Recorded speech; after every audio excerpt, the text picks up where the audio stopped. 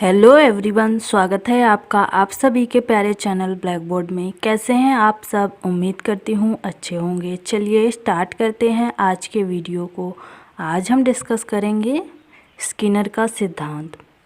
Skinner का सिद्धांत बहुत ज़्यादा इम्पोर्टेंट टॉपिक है। चाहे टेट हो या सीटेट हो या शिक्षक भर्ती से संबंधित कोई भी एग्ज़ाम हो, 2-3 क्वेश्चन आप 100% मान कर चलिए। तो वीडियो को अंत तक ज़रूर देखिएगा।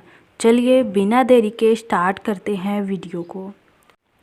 बुहास फ्रेडरिक स्किनर का क्रियाप्रसूत अनुबंधन सिद्धांत यानी ऑपरेंट कंडीशनिंग थ्योरी। स्किनर का पूरा नाम है बुहास फ्रेडरिक स्किनर। कहीं कहीं BF स्किनर भी लिखा रहता है, ध्यान रखिएगा। इनका सिद्धांत है क्रिया प्रसूत अनुबंधन का सिद्धांत, ऑपरेंट कंडीशनिंग थ्योरी। क्रिया प्रसूत अनुबंधन का मतलब क्या है कि जो क्रियाएं हमें फ़ायदा देती हैं उन क्रियाओं को बार बार करना, यानी बच्चे से वे क्रियाएं करवाते रहिए और पुनर्बल देते रहिए, तो उनकी जो अनुक्रिया यानी रिस्पॉन्स की गति होगी वह बढ़ जाएगी। इनके सिद्धांत में पुनर्बलन का बहुत ज़्यादा महत्व है। इन्होंने पुनर्बलन पर बहुत जोर दिया है। तो आप पुनर्बलन को एक कीवर्ड के रूप में इनके सिद्धांत को समझने के लिए यूज़ कर सकते हैं। पुनर्बलन यानी फ़ायदा, ध्यान रखिएगा। इस सिद्धांत का प्रतिपादन अमेरिका के हार्वर्ड विश्वविद्यालय के प्रोफेसर BF स्किनर द्वारा किया गया है। कभी कभी आपसे क्वेश्चन पूछ लिया जाता है कि स्किनर कहाँ के मनोवैज्ञानिक थे, तो कहाँ के मनोवैज्ञानिक थे? अमेरिका के मनोवैज्ञानिक थे। ये क्या करते थे? ये प्रोफेसर थे। कहाँ पर थे? हार्वर्ड विश्वविद्यालय में प्रोफेसर थे। तो इन सभी पॉइंट्स को ध्यान रखिएगा, बहुत ज़्यादा इम्पोर्टेंट है और एग्ज़ाम में पूछा भी गया है। अगला देखिए। चलिए अब इनके सिद्धांत के जो अन्य नाम हैं उनके बारे में जानते हैं। नैमित्तिक या साधनात्मक अनुबंधन सिद्धांत, जिसे इंस्ट्रूमेंटल कंडीशनिंग थ्योरी भी कहते हैं। इंग्लिश वर्ड याद रखेंगे तो ज़्यादा आसानी होगी आपको। अनुक्रिया उद्दीपक सिद्धांत यानी RS थ्योरी। RS थ्योरी किसकी है? स्किनर की है। और यहाँ पर आप कंफ्यूज ना होइएगा, SR थ्योरी जो थी वह थॉर्नडाइक की थी। किसकी थी? थॉर्नडाइक की थी। और RS थ्योरी स्किनर की है, ध्यान रखिएगा। दोनों में कंफ्यूज ना होइएगा, एक जगह लिख लेंगे तो आप कंफ्यूज नहीं होंगे। SR थ्योरी थॉर्नडाइक की और RS थ्योरी स्किनर की। थॉर्नडाइक ने स्टिमुलस यानी उद्दीपक पर जोर दिया था, जबकि स्किनर ने R यानी रिस्पॉन्स यानी अनुक्रिया पर जोर दिया है। तो दोनों में डिफरेंस यही है, ध्यान रखिएगा। सबलीकृत अनुक्रिया सिद्धांत, रीइंफोर्स्ड रिस्पॉन्स थ्योरी, सक्रिय अनुकूलन सिद्धांत, ऑपरेंट कंडीशनिंग थ्योरी। तो इन सभी को याद रखिएगा, अलग अलग नामों से भी क्वेश्चन पूछ लिया जाता है। अगला है इनका प्रयोग। चलिए अब इनके प्रयोग के बारे में थोड़ा सा जान लेते हैं। इन्होंने चूहे पर और कबूतर पर प्रयोग किया था। चूहे पर किया था 1938 में और कबूतर पर किया था 1943 में। तो दोनों को ध्यान रखिएगा। चूहा वाला बहुत ज़्यादा फेमस है, तो इसलिए कभी कभी कबूतर वाला भी पूछ लिया जाता है, तो इसीलिए दोनों को आप ध्यान रखेंगे। स्किनर क्रियाओं पर विशेष जोर देते थे, जैसा कि मैंने अभी आपको बताया। स्किनर रिस्पॉन्स पर विशेष जोर देते हैं। इनकी थ्योरी भी है RS थ्योरी। क्रिया करते रहना चाहिए तथा बालक को पुनर्बलन देते रहना चाहिए। क्रिया करने की गति में और अधिक तीव्रता आ जाएगी। क्रिया करते रहेंगे और बालक को पुनर्बलन देते रहेंगे तो उसकी जो क्रिया करने की गति है वह और बढ़ जाएगी। इनका सिद्धांत यही बताता है। अब थोड़ा सा इनका प्रयोग भी समझ लीजिए, क्या प्रयोग था। कहानी के माध्यम से सुनिए। इन्होंने एक चूहे को, जैसा कि आप इस चित्र में देख सकते हैं, चूहे को बक्से में बंद कर दिया था। तो वह उस बक्से में उछल कूद मचा रहा था और वहाँ पर एक थोड़ा सा ऐसे खिड़की टाइप का था, यहाँ पर बना हुआ है, वहाँ पर इन्होंने खाना रख दिया था। उसमें उछल कूद मचाते मचाते तो इसमें एक लीवर बना है, जब वह दब जाएगा तो खाना चूहे के पास आ जाएगा। तो वह उछल कूद मचा रहा था तो उसके अचानक हाथ से लीवर दब गया और खाना उसके पास आ गया। तो वह ये वाली अनुक्रिया यानी उछल कूद मचाने वाली अनुक्रिया बार बार करने लगा, क्योंकि उसे पुनर्बलन मिल गया। पुनर्बलन क्या है? भोजन है।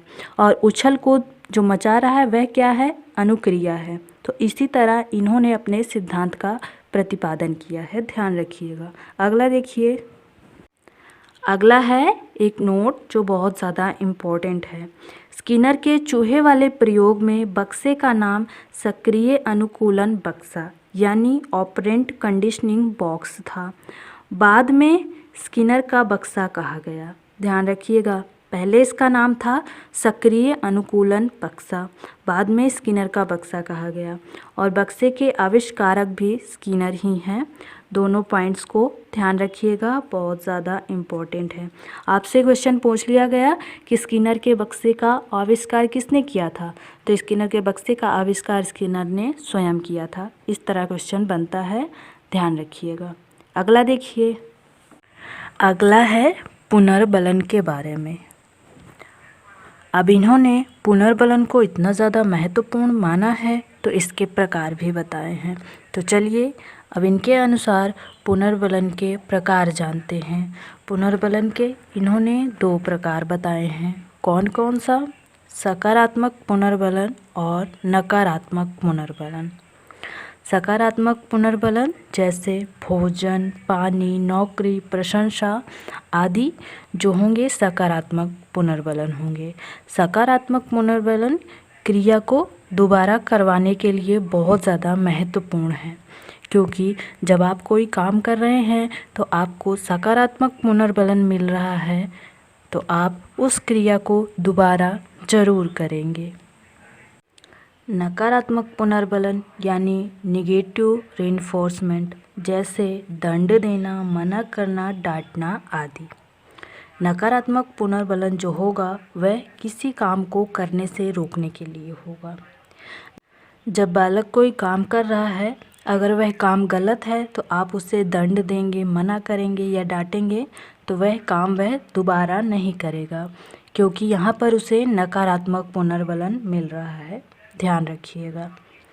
प्राणी को यदि सकारात्मक पुनर्बलन दिया जाता है तो प्राणी क्रिया को दोहराता है।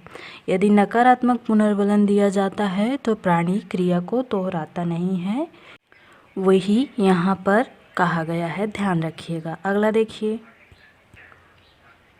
अगला है पुनर्बलन का कुछ इम्पोर्टेंट पॉइंट देखिए, जिससे आपको एग्ज़ाम टाइम में कन्फ्यूज़न नहीं होगी। पुनर्बलन का कॉन्सेप्ट यानी संकल्पना किसने दी है? स्किनर ने दी है। ध्यान रखिएगा, बहुत इंपॉर्टेंट पॉइंट हैं दोनों। पुनर्बलन की थ्योरी दी है, किसने दी है? क्लार्क हल ने दी है। आपसे क्वेश्चन पूछा जाए पुनर्बलन की संकल्पना किसने दी है, तो स्किनर सही होगा। पुनर्बलन की थ्योरी सिद्धांत किसने दिया है? क्लार्क हल ने। ध्यान रखिएगा। अब इसको आप याद कैसे रखेंगे? यहाँ पर बल लिखा है, यहाँ पर हल लिखा है। हल का बल, हल का बल ट्रिक है, छोटी सी याद रखिएगा। हल का बल, पुनर्बलन की थ्योरी दी है हल ने, पुनर्बलन का कॉन्सेप्ट दिया है स्किनर ने। ध्यान रखिएगा। अगला देखिए, अगला है पुनर्बलन की सूची। ये भी बहुत ज़्यादा इम्पॉर्टेंट है, एग्ज़ाम में इससे क्वेश्चन ज़्यादातर बनता रहता है। सतत पुनर्बलन यानी कॉन्टिन्यूअस रेनफोर्समेंट, जब प्रत्येक सफल अनुक्रिया पर पुरस्कार या पुनर्बलन दिया जाए तो वह होगा सतत पुनर्बलन। यानी यहाँ पर जो पुनर्बलन है वह लगातार दिया जा रहा है। सतत का मतलब होता है लगातार, लगातार। तो आपको अच्छे से समझ में आ जाएगा। लगातार ध्यान रखिएगा, सतत का मतलब लगातार। जैसे प्रयोग में चूहे को प्रत्येक बार खटका दगाने पर भोजन मिल रहा था, तो भोजन क्या था, उसके लिए पुनर्बलन था। और जो जितनी बार वह खटका दबा रहा था उतनी बार भोजन मिल रहा था, तो क्या था, लगातार था। यही है सतत पुनर्बलन, ध्यान रखिएगा। अगला देखिए, आंशिक पुनर्बलन यानी पार्शियल रेनफोर्समेंट। जब पुनर्बलन देने के लिए सफल अनुक्रियाओं की संख्या लगातार बदलती रहे तो वह होगा आंशिक पुनर्बलन। यानी आप पुनर्बलन दे रहे हैं लेकिन हर सफल अनुक्रिया पर नहीं दे रहे हैं, बदल दे रहे हैं। जैसे एग्जाम्पल देखिए, पहली, दूसरी, 100वीं, 105वीं, 200वीं, 1000वीं सफल अनुक्रिया पर पुरस्कार या पुनर्बलन देना। यहाँ पर आपने लगातार नहीं दिया, अलग अलग बार दिया है। अब स्किनर के अनुसार सतत पुनर्बलन ज़्यादा अच्छा नहीं है, क्योंकि उससे बालक में लालच आ जाएगी। वह काम करेगा तो सिर्फ पुरस्कार के लिए ही करेगा। तो आंशिक पुनर्बलन ज़्यादा महत्वपूर्ण माना है स्किनर ने, ध्यान रखिएगा। देखिए, जैसा कि यहाँ पर लिखा भी गया है, स्किनर ने सतत पुनर्बलन की अपेक्षा आंशिक पुनर्बलन को ज़्यादा प्रभावशाली माना है। आंशिक पुनर्बलन जो होता है वह लगातार तो मिलता नहीं है, अलग अलग सफल अनुक्रियाओं पर मिलता है। तो इसलिए जो बालक होगा उसे यह नहीं पता रहेगा कि उसकी कौन सी क्रिया पर उसे पुनर्बलन यानी पुरस्कार मिलेगा। तो इसलिए यह ज़्यादा प्रभावशाली है, ध्यान रखिएगा। क्वेश्चन भी इससे बनता रहता है कि स्किनर के अनुसार सतत पुनर्बलन या आंशिक पुनर्बलन कौन सा ज़्यादा प्रभावशाली है। तो कौन सा है, आंशिक पुनर्बलन। स्किनर ने आंशिक पुनर्बलन को फिर से 4 भागों में बांटा है, ध्यान रखिएगा। कितने भागों में बांटा है, 4 भागों में।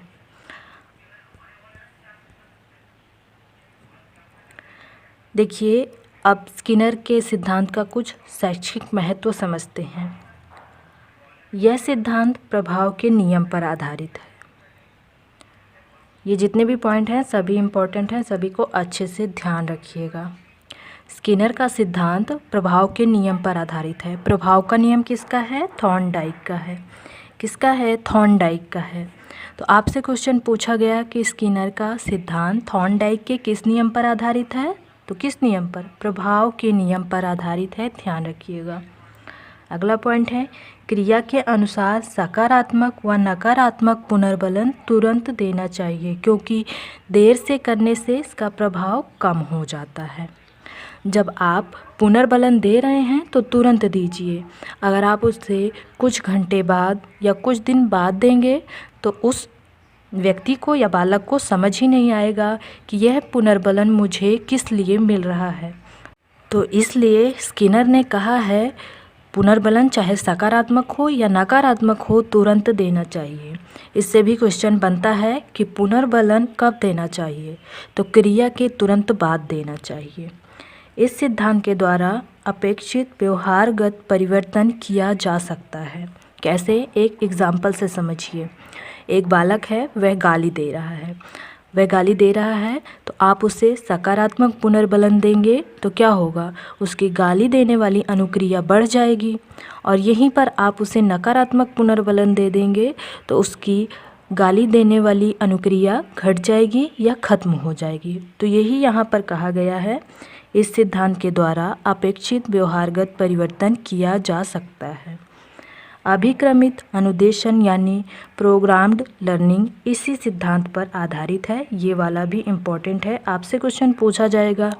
अभिक्रमित अनुदेशन किस सिद्धांत पर आधारित है, तो स्किनर के क्रिया प्रसूत सिद्धांत पर आधारित है, ध्यान रखिएगा। अगला देखिए, अगला है शेपिंग, आकृतिकरण या रूप निर्धारण।